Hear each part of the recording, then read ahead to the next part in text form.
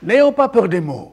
Le Sénégal vit des moments très difficiles. Notre pays se bat sur plusieurs fronts. D'abord, le front de la guerre contre le Covid-19.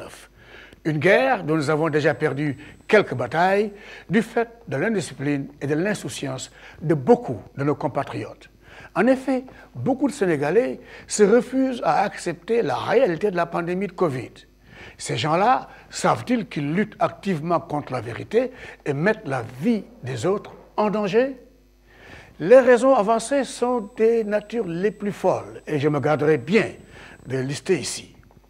L'État doit réagir, mais je lui souhaite bien du plaisir face à ces populations qui ont du mal à écouter ses propos, ses plans et ses recommandations, et ce, malgré les niveaux records atteints ce mois-ci, obligeant le président de la République à réimposer un état d'urgence qui interdit les rassemblements et impose le port du masque.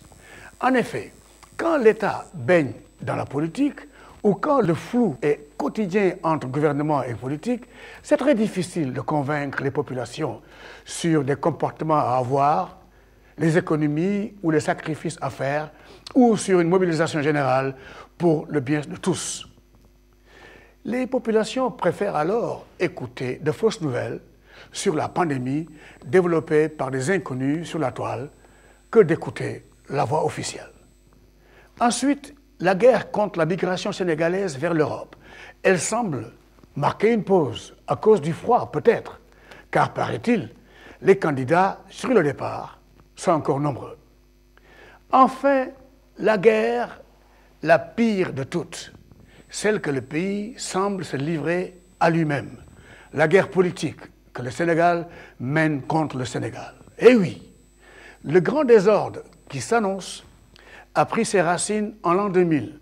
L'année qui, pour les Sénégalais, était celle de tous les espoirs, a été en réalité l'année de tous les dangers. Ces dangers ont germé et menacent aujourd'hui notre pays. Depuis 2000, semble régner chez nous une faiblesse de l'attention doublée d'une pauvreté de l'imagination.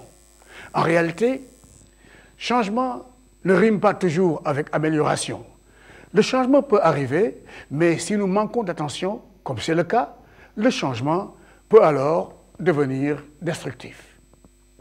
Le problème est de savoir ce qu'il faut faire avec le changement. Depuis 2000, il y en a eu et il y en a que pour la politique dans ses habits les plus sales.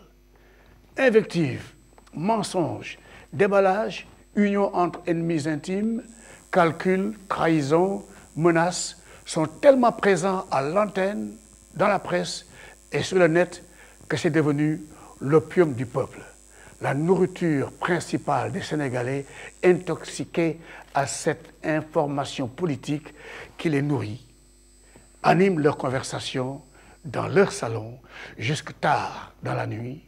Et après, rien du tout. On recommence avec plaisir le lendemain.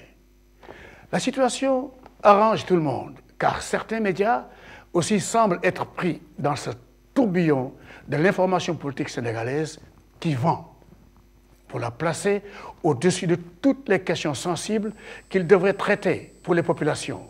La sécurité nationale, l'éducation, la santé, l'emploi, et j'en passe. Malheureusement, ces questions-là ne vendent pas pour ces médias-là.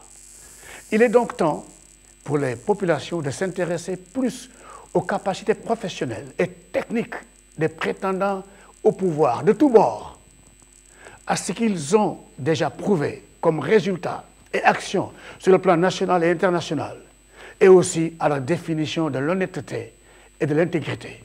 Alors, et seulement alors, le citoyen ne regrettera plus son vote.